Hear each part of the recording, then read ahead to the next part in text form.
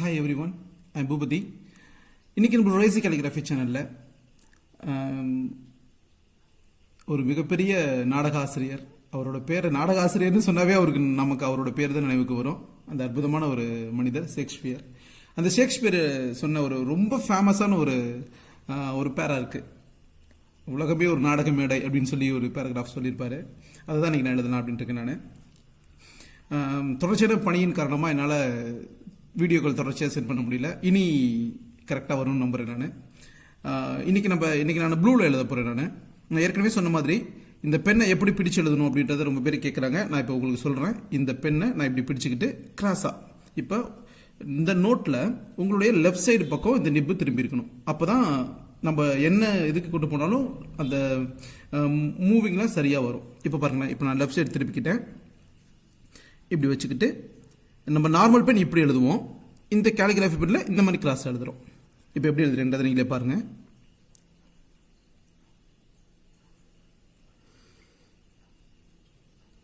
நான் ஏன் இந்த மாதிரி எழுத சொல்றேன் அப்படின்னா, இங்க பாருங்களேன், உங்களுக்கு வித்தியாசம் தெரியும் பாருங்களேன். இது தின்னா இருக்கு, இது திக்கா இருக்கு. இதுக்கு என்ன காரணம்னா, இந்த நிப்பு நான் பிடிச்சி எழுதுற விதம் தான். அந்த பிடிச்சி எழுதுறதுனால தான் இந்த இடம் தின்னா இருக்கிற மாதிரி இருக்கு, இந்த இடம் திக்கா இருக்க மாதிரி இருக்கு. நான் ஒருவேளை இப்படியே எழுதுனேன்னா அது ரெண்டுமே ஒரே மாதிரி தான் வரும். நமக்கு அந்த வித்தியாசம் வரணும் அப்படின்றதுக்காக நான் இந்த மாதிரி எழுதுறேன்.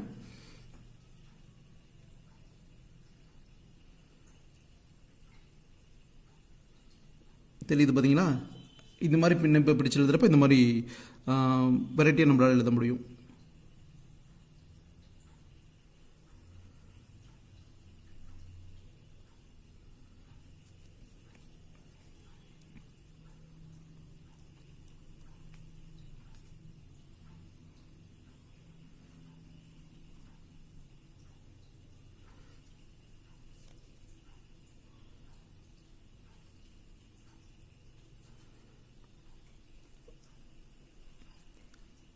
இங்க் எதில் இங்க் பயன்படுத்தலாம் அப்படின்ற மாதிரிலாம் சில பேர் கேட்குறாங்க. அது உங்களோட விருப்பம் தான்.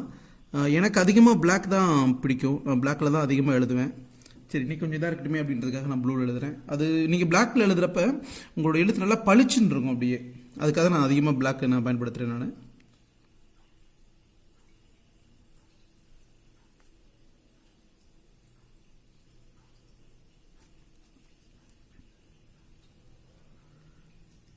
நான் பல முறை சொன்ன மாதிரி ஸ்மால் கேஸ் அந்த பாக்ஸ்குள்ளே இருக்கணும். அதில் exception D, L, K, H இதெல்லாம் மட்டும். கேப்லெட்டர் எழுதுறப்ப நம்ம 2 பாக்ஸ் பயன்படுத்திக்கிட்டோம்னா ரொம்ப அழகாக இருக்கும் பார்க்குறதுக்கு நம்மளோட கையெழுத்து.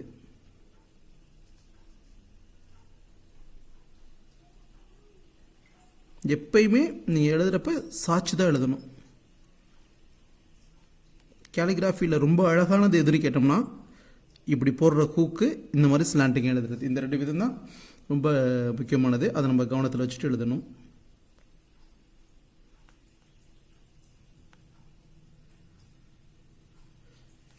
நம்மளோட கேலிகிராஃபி ஸ்டூடெண்ட்டுக்கு நான் ஒரு ப்ரைஸ் கொடுக்கலாம் அப்படின்ற மாதிரி நான் முடிவு பண்ணியிருக்கேன். அது என்னென்னா, நான் அடுத்த மாதம் அதை தொடங்கலாம் அப்படின்ற மாதிரி இருக்கேன். யார் ஒரு மாதம் நம்மளுடைய சேனலை தொடர்ச்சியாக பார்த்து நமக்கு தொடர்ச்சியாக லைக் பண்ணி கமெண்ட் பண்ணுறாங்களோ அவங்களோட கையெழுத்து ரொம்ப அழகாக இருக்கணும். நம்மளோட ரேசி கேலிகிராஃபியை பயன்படுத்தி கற்றுக்கிட்டவங்க. அது பண்ணுறப்ப நான் ஒரு டிஷர்ட் ஒன்று ரெடி பண்ணியிருக்கேன். நான் நம்மளோட கேலிகிராஃபி சிம்பிள் போட்டு நான் டிஷர்ட் நான் உங்களுக்கு அடுத்தடுத்த வீடியோக்குள்ளே அதை நான் காமிக்கிறேன். நான் அந்த டிஷர்ட் அவங்களுக்கு காம்ப்ளிமெண்ட்டாக கொடுக்கலாம் அப்படின்ற மாதிரி நினச்சிருக்கேன். நான் அதை அக்டோபர் 1ஆம் தேதியிலேருந்து அதை ஸ்டார்ட் பண்ணலாம் அப்படின்ட்டு இருக்கேன். நான் கண்டிப்பாக சேலஞ்சில் கலந்துக்கங்க. அந்த டிஷர்ட்டை பரிசு வெல்லணும் அப்படின்னு நான் இந்த நேரத்தில் உங்களை கேட்டுக்கிறேன். ஸ்டூடெண்ட்ஸ்லாம் கொஞ்சம் ரொம்ப ஆர்வமாக கற்றுக்கிறாங்க, ரொம்ப பேர் எழுதுகிறாங்க. முகம் பார்க்காத மனிதர்கள் நேரில் சொல்கிற வாட்ஸ்அப் மூலமாகவும் ஃபோன் பண்ணியும் சொல்கிறப்ப கேட்கவே ரொம்ப மகிழ்ச்சியாக இருக்குது. சரி, பரவாயில்ல, நம்ம ஏதோ செஞ்சுட்டு தான் இருக்கோம் அப்படின்னு ஒரு எண்ணம் நமக்கு வருது.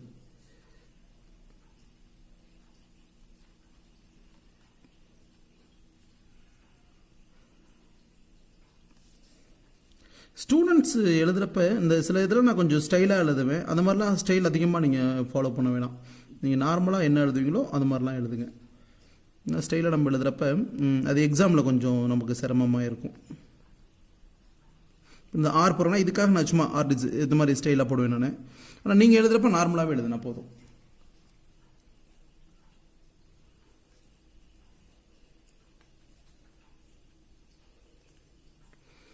ரொம்ப கடினமான வேலை என்னென்னா பேசிக்கிட்டே எழுதுறது. பேசிக்கிட்டே எழுதுறப்ப தவறுகள் ஏற்படுறதுக்கான வாய்ப்புகள் ரொம்ப அதிகமாக இருக்குது.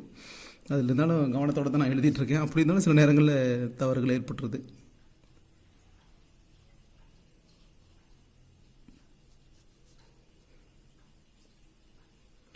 ரொம்ப பேரோட இது என்னென்னா, நீங்கள் பொறுமையாக எழுதுறீங்க சார், அதனால் எழுத்து அழகாக இருக்குது, நீங்கள் வேகமாக எழுதுறீங்கன்னா இது மாதிரி இருக்குமா அப்படின்ற மாதிரி கேட்குறாங்க.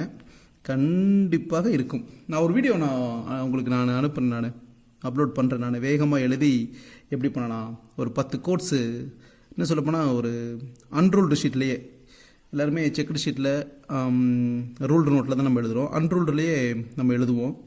எழுதி நான் விரைவிலே நான் ஒரு வீடியோ சென்ட் பண்ணுறேன் உங்களுக்கு. நான் அதை பாருங்கள், கண்டிப்பாக வேகமாக எழுத முடியும். அதுக்கு ஒன்று தான், ப்ராக்டிஸ் ப்ராக்டிஸ் ப்ராக்டிஸ். இந்த ப்ராக்டிஸ் மட்டும் இருந்துச்சுன்னா நம்மளால் எதுவுமே சாத்தியம்.